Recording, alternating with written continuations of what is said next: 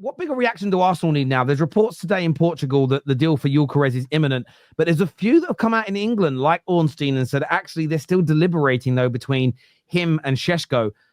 If you're looking at the deal for Gyokeres, which is reported in Portugal as being very close, being imminent, are you going for Gyokeres or are you going for Šeško to manage these signings that Liverpool are making? What are we saying, boys? Yeah, I mean, I heard it was between Berta and Arteta. I heard there was disagreement over whether they wanted Šeško or Gyokeres. One wanted Šeško, one wanted Gyokeres, which is what I said would be an issue because Arteta, again, still thinks that he should have that power. It's hard to give up that control. So that's going to be an issue for them, I think. I don't know, did you guys all hear that about the clash? One wanted Šeško, one wanted Gyokeres. Who clashed? Arteta and the I heard about that. Arteta and Berta. Did the report say it was a clash, or did they say they both saw it differently? Did it say well, clash? Yeah, differently. Clash is just the word I'm using, but they was at odds. They was at odds. There was a clash, which means difference of opinion coming together.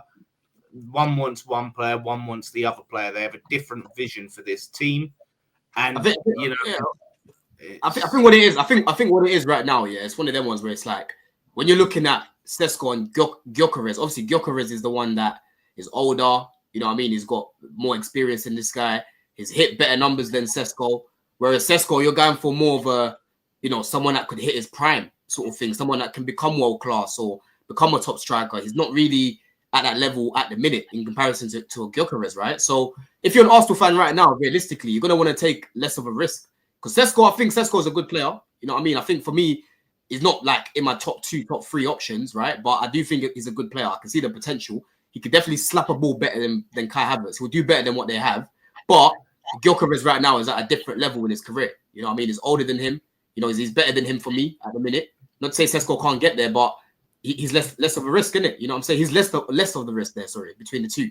So I'll probably say, they should be signing Gyokeres, innit? Šeško, like I said, he'll do better than Havertz, but there's still a lot of work to do there as well. They've done the whole young potential thing already. They need some players that can come in and hit the ground running. And obviously Gyokeres has played in England as well. So that would be, I think, the one to go for. Which is crazy because I remember when we was going to sign him when he played for Coventry. It's one of them ones, isn't it? They have to answer back, man. I'll be honest. With everything that Liverpool are doing right now, they're buying in not just good talent. They're good talent at a good age and proven winners as well. Frimpong has already won stuff. Wirtz has already won stuff. Kirk is, you can argue not, but he's arguably one of the best left backs in the league this season. They need to answer back, man. I can't. Also, no, I just struggle sometimes to say good things about you guys because your club acts like this and you think it's agendas. Look at how Liverpool are moving, man. This is serious. This is really, really, really serious for a team that is winning the league. Like, they just won it. You need to answer. This is your time to answer right now. You have been, arguably, to a lot of people's points, the better team, the more complete team, and you just got unfortunate with injuries. If they're doing all that, brother, I'm not gonna lie. You need to respond. I need to respond quick. Šeško, I like Šeško, and I actually think Šeško would be a good signing. But if I'm seeing Wirtz is coming in, you need to at least respond with a Gyokeres. You can't F about. I don't even know if Gyokeres honestly is gonna work that well in this Arteta system, but we'll find that out. Even if you just sign him first, I'll be honest. Sometimes you have to go for the best available players when you're at that stage and you're ready to win. And if it works, it works. If it doesn't, fair enough, at least you tried. But you have to go, bro. Like, there's no more playing about. There's no more signing just potential players. Yeah, sure. All big clubs sign potential players because they're always keeping one eye on the future, and that's fine.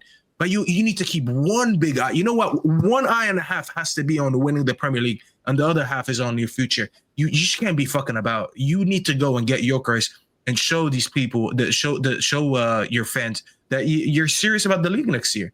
Because if not, bro, a lot of people are going to rule them out already, and they're going to think it's going to be Liverpool. And how could you not? A lot of people is going to think it's Liverpool. So, Arsenal, you have to respond, man. Oh, and on the Berta and Arteta thing, I'm going to be honest, bro. If the rumors are true and they've clashed, it's not like an actual clash, but just there's a disagreement on some of the signings, and whether they go with the director of football, whether they go with the manager. I'm not gonna lie. If this is even a conversation, then this just proves Arteta out is a little bit more, because your whole excuse was that, oh, now let's just see him under Berta, where Berta is probably going to have better pull than what Edu did. We're going to leave the recruitment up to him. We're not really going to get the manager involved a lot. We're going to trust what he did. Look at what he did at Atleti. He could do that here. If he's already telling him, no, I don't want this player that you think is good for our club and for how we play football. I want this guy instead because this is my guy. And I'm not going to lie. Maybe I have to go, because this team is too good to be wasted for another year playing pragmatic football or not playing to their potential, I should say, and him going for more experimental type of signings. We've seen him waste time with Alexa Havertz, and that you don't want to do that again. You go and you trust your director of football. There's a reason why they gave him his job, and we've seen his track history. We've seen his resume at Atleti. So you got to trust him to do his job. And if he's going to clash with him, there's only one person, in my opinion, that needs to leave, and it would be Arteta. So we'll see if it's true or not. But I'm just saying it's not a good rumor to come out this early in the summer. Mm-hmm. Yeah, I mean, look, I think they need to give the power to Berta. You've seen the example of Liverpool. Those guys, that's their job. You let them do it and let them help to pick the right players. Create a short list and say, look, these are the 2 or 3 options that we've got. The only caveat I would put in there is that they need to have more than one option. They need to be debating it, and they're doing it with their wingers, because we know they're looking at Rodrigo and they're working on that. It's been very well documented.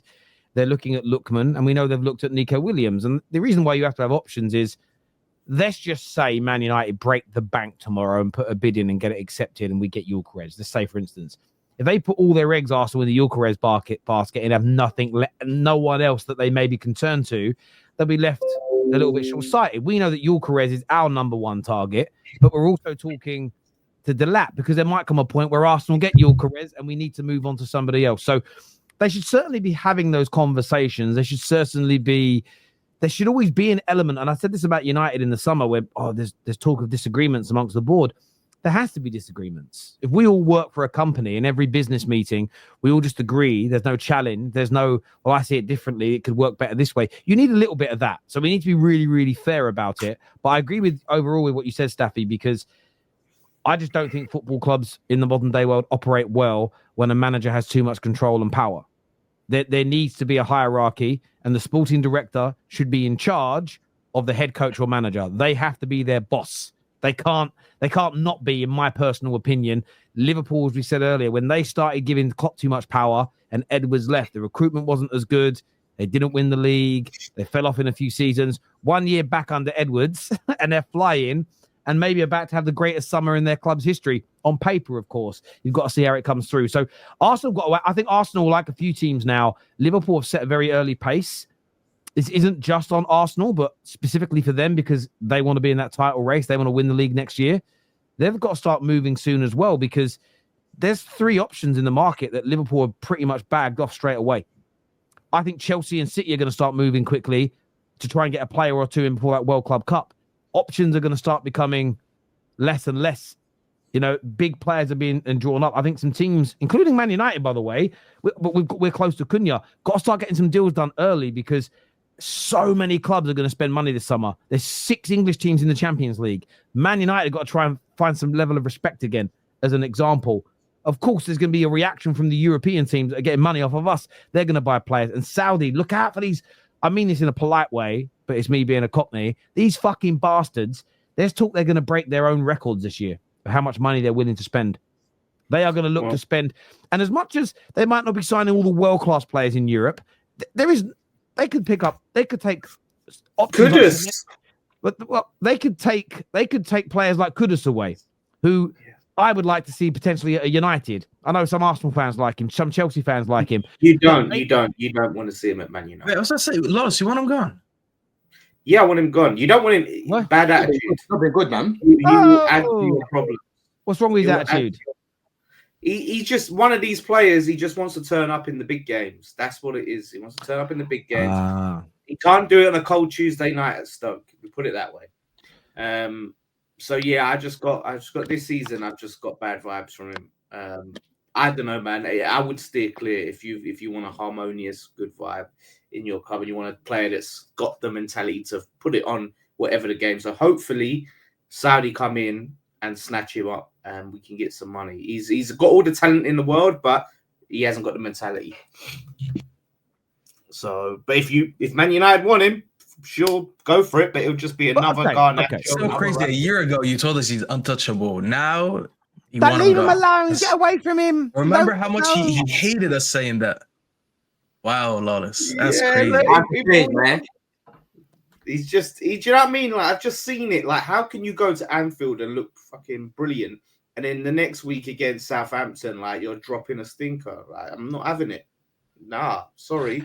But as per what you said earlier, don't blame the players here. You got to focus on the manager and his tactics, right? Same energy for you, bruv. Oh, if you want to, this is why I don't take rivals too serious. I get annoyed because I love my club, but whenever it comes to like Man United, manager. When it comes to your own club, you can turn on players and back a manager. It's kind of weird that's a false equivalence, because what we're talking about is the specific tactics and game management that Amrim had for a final, right? Yeah, so for that, we've been talking about the players. We were talking about the overarching impact of the club and should he stay or go. The final is part of that, but I think any Man United fan who's basing their decision on the final is wildly delusional. But I do. But you're also 16th in your Manchester United, like, as well. I think the final, Lawless raised a lot of red flags. I didn't make a decision based on the final. I was never gonna. No, but that should have been the last. Raise a lot of red flags, if that makes sense. The last straw. Yeah, it's not the last straw for me. It's Ruben is not one of our biggest problems. The same as our previous managers weren't our biggest problem, and we spoke about that. Ineos on the squad, and the manager. Yeah. Can you do both? If you was to start again, get the players out, new manager, new project. This is why do it in the order that's fouled 6 times on the bounce? No, I'm saying you're doing it at the same time. So you're going to get rid of players anyway. You can't do it at the same time, because if you get rid of the coach now, the players will feel like they've won. You can start moving them. You theoretically wanted to do it in the summer with 10 Hag. You theoretically could start again and do it. Like I've said, if they got rid of the managers today, I wouldn't be overly bothered. My issue is this: if they adapt to the players to begin with. And so for me, we would need somebody again with a strong philosophy, and somebody that comes in and is saying similar things. I am not going to yield from how I want to play. In games, you can be different. I don't want a high line 38 games of the season, no matter who we're playing. That's fucking crazy. But you want a system that's the players have to play to. They have to do this. They have to do that. They have to be at this level of fitness. They have to eat like this. They have to drink like this. They have to go to bed at this time. They have to be regimented. And if they don't stick to it, we should be fucking those players off before the manager. However, we can start that all again. But at some point, we've got to stick to a plan. Can't keep starting again, as you'll never get to the end. Never get to the end. No,